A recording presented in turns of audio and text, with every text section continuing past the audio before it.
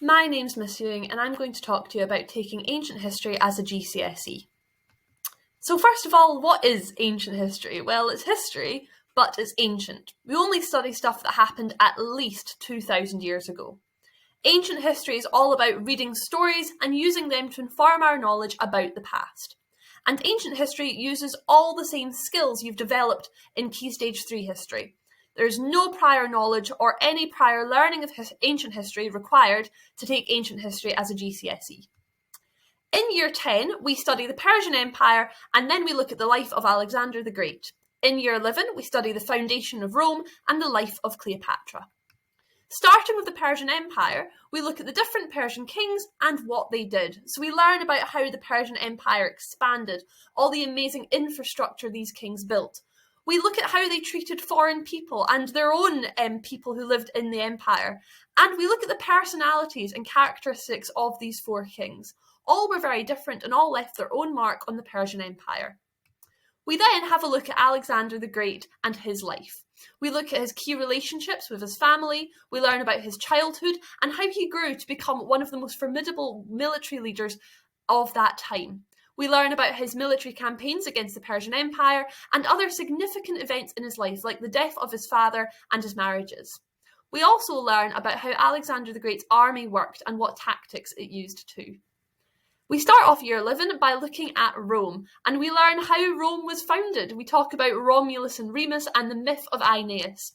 We look at how the early people of Rome interacted with their neighbours, the Etruscans, and how the Romans attempted politics and democracy by setting up a republic. We end in the year 440 BC with the reforms of Appius Claudius.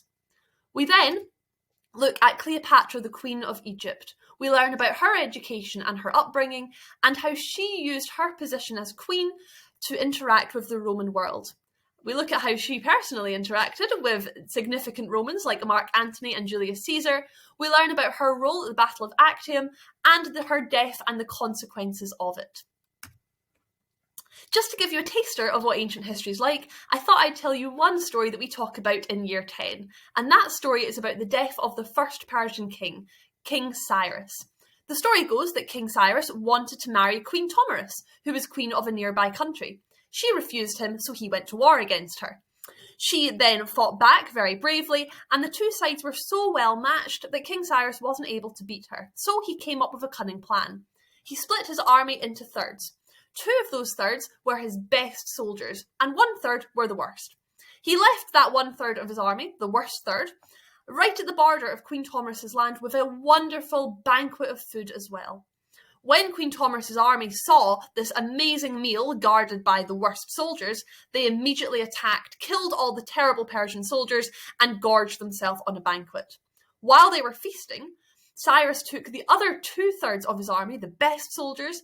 He brought them in and attacked Queen Tomyris' army, taking them completely by surprise and defeating them. When Queen Tomyris learned about this, she was so angry. She said that Cyrus, who was so bloodthirsty in life, would still be bloodthirsty in death, and she attacked his army with more strength than she had ever done before. The battle was brutal, and King Cyrus was killed. When she found out he had died, Queen Tomyris got his body, decapitated it, and dipped his head in a bucket of blood, saying, "See, King Cyrus, you are just as bloodthirsty in death as you were in life." That's just one of the stories we look at in ancient history. If you're interested in finding out more, please come along to these taster sessions. The dates are on the screen for you now. Come along to ask any questions, find out a bit more about what we do on the course. I hope to see you then.